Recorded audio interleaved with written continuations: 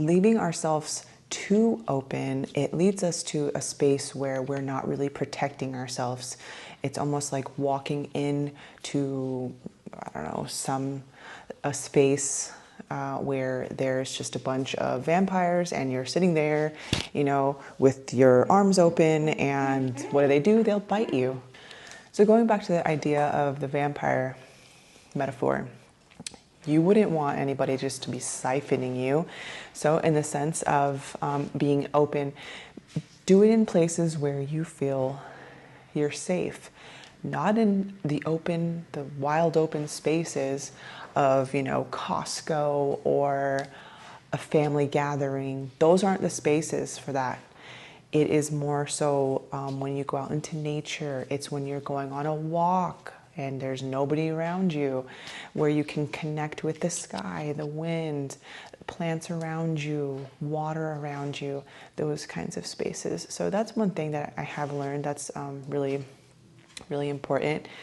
And another thing that I would say is important was recently I'm able to decipher and understand a little bit more of when someone may be projecting their how they feel onto you, and what to do with it. It's almost like playing catch. If somebody were to throw something, really hard at you, and those could be words in this case, you can throw it right on back. It's very paradoxical, because you don't need to explain. You don't need to explain what your thought process is. You don't need to explain who you are and what you have to provide in a situation like that.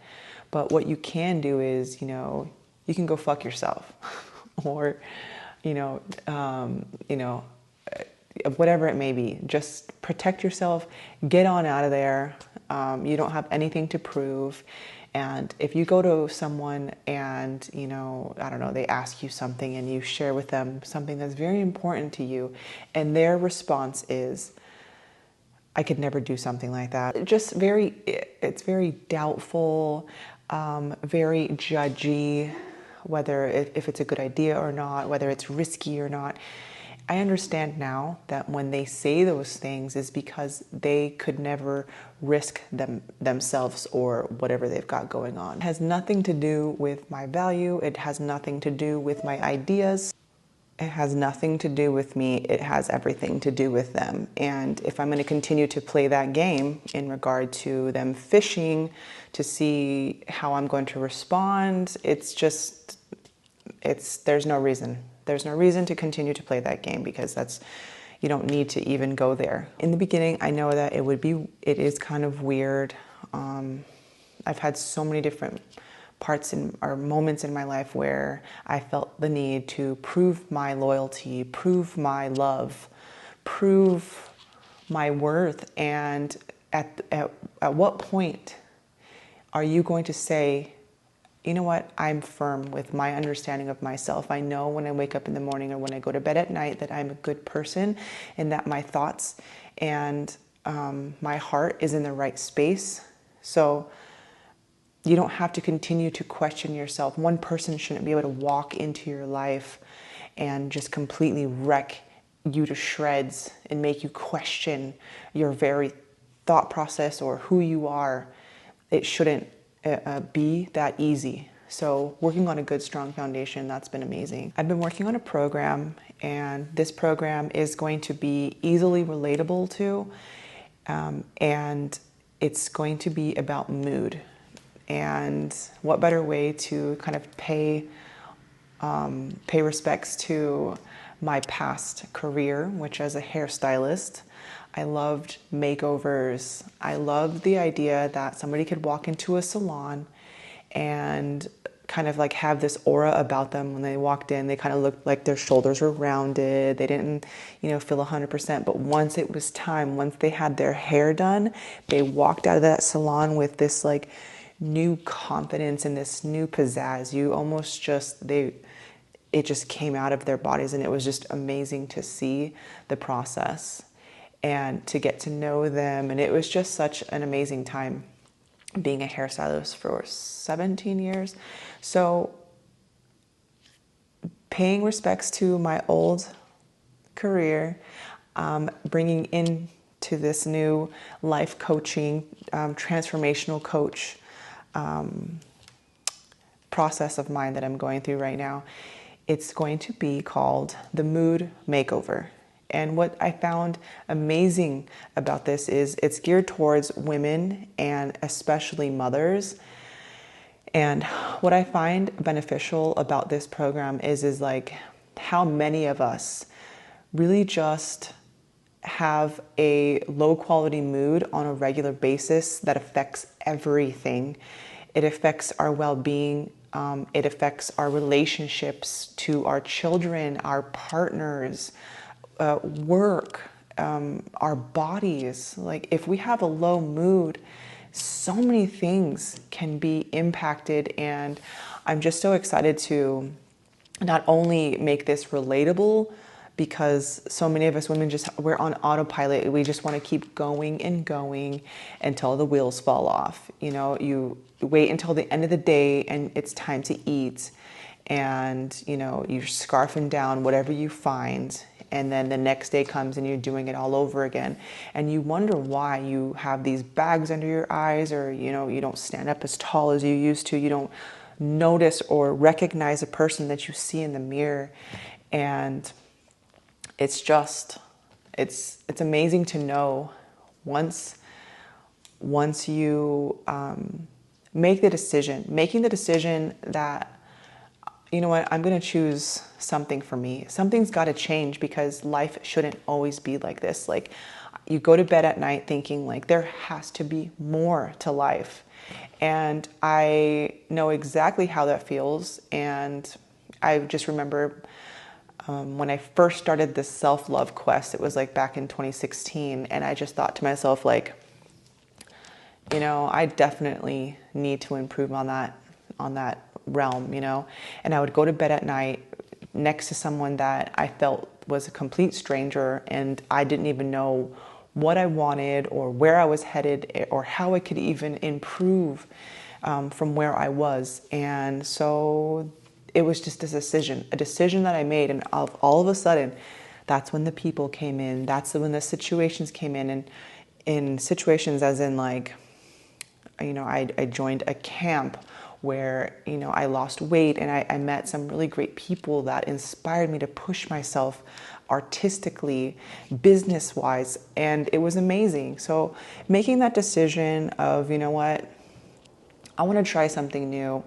I am sick of doing the same thing over and over again. I'm grateful for the life that I have, but at this point, let me add more. And how can I boost my mood?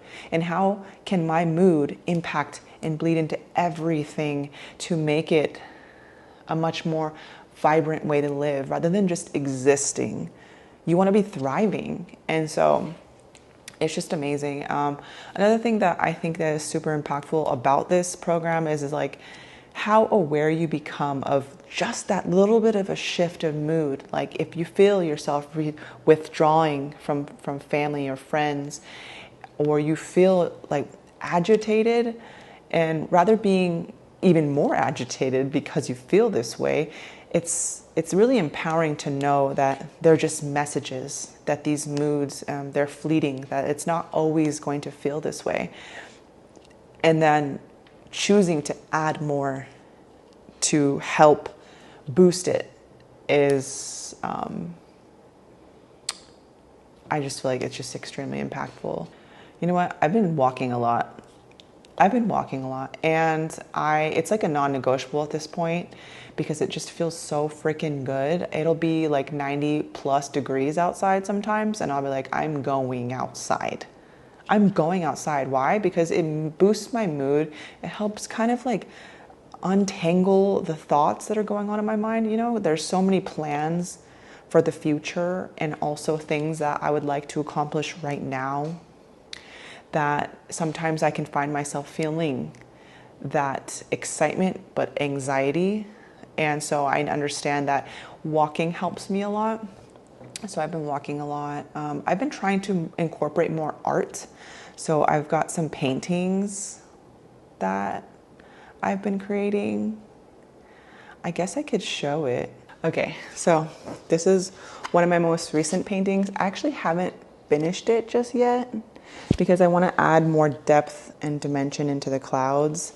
And then I wanted to add some light from the moon inside of this water to help it like kind of reflect a little bit more vibrantly. But this is kind of stuff that I've been incorporating into my life that I feel is helping like activate the right side of my brain. And I find that the more that I make time to play and just kind of like unshackle my brain and my heart, that I'm able to kind of just,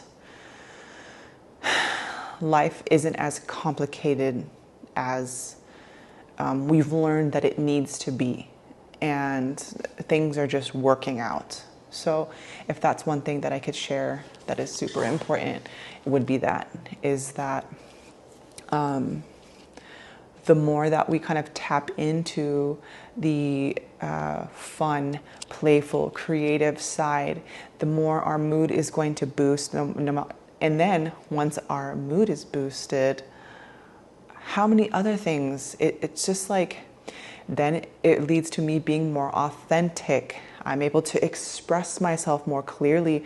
I'm able to maybe connect on a deeper level with my children and my partner.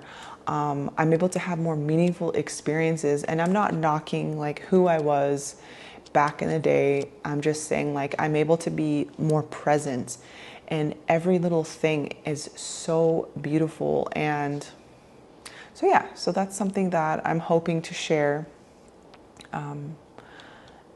in these next coming weeks. Actually, this stuff is going to be rolling out. I've been working also on my website, which has been pretty cool actually. I have like an amazing like welcome page where I'm able to kind of like express a little bit like of what like my thought process is behind the website, what I'm selling, and what I don't know, what's important to me. Okay, so here's the new book that I've been reading. It is called Never Finished, and this is by David Goggins. I highly recommend listening to or reading the first book before listening to this one or reading this one. That one was Can't Hurt Me. And so this one is a sequel for that book. And so far I am just eating it up. This has been pretty awesome. I've been like taking notes too, because I kind of enjoy that. And so let me see if I could share anything. Okay, so in one of the chapters, I found this super impactful because, so it's talking about how a lot of us give up before we even try, and how we get caught with, we almost like get stuck in this mentality of searching for validation. So whenever we hear any kind of like naysayers, or if you receive any hate about it, you instantly stop what you're doing because you start questioning yourself. So in the beginning of this video, what did I talk about? I talked about how amazing it is to be strongly rooted within what you think yourself to be. And so if you find yourself to be, insecure, depressed, etc., like all of those things, then it's easy for us to be swayed by the outside noise. And so he talks about how to honestly ask yourself to get a couple of breaths when you're feeling very overwhelmed and you don't know which way to turn, but you know that something's got to change and you're in the grips of some chaos. It says, get a couple of breaths and flash to your future. If you fold, what will happen next? And what's your plan B? This is not some deep contemplation. There is no time to order a pizza and hash it out with your people. This must happen in seconds. So he's talking about how instead of retreating, facing your demons and pushing past any kind of naysayer and I thought that it was pretty awesome because he's done so many different like races and challenges.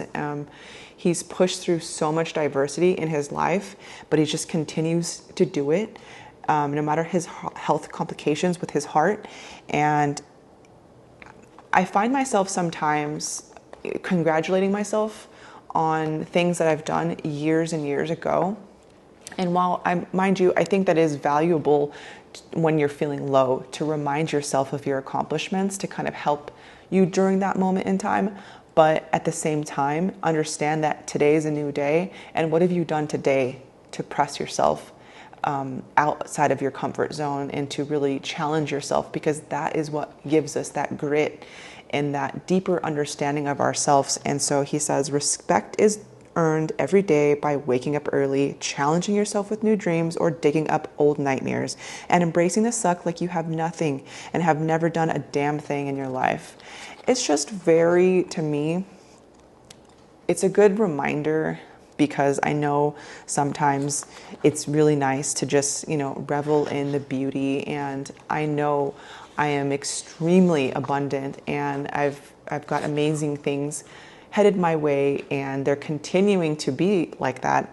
But I understand at the same time how important it is for me to feel free and to feel connected to my wild side. And by wild side, I mean my nature side, my connection to the earth, and to be able to move my body. I don't know, just like staring at the moon, going camping, being connected to the ocean, being connected to water. My wild side, as in like my ancestral side, like the deep, old, ancient parts of myself. That's who I would like to say connected with, because those people and the ancients had a deep respect for, animism. We know that everything is connected to everything and that the earth is alive. Anyways, that's another topic for another conversation. So another thing that I found that was kind of inspirational is that destruction always breeds creation. And I know there's a lot of destruction going on right now online, in our news right now. We've got a lot of political debates going online, war, death, destruction. Within that is going to be coming a lot of creation, and just staying neutral as possible is extremely important.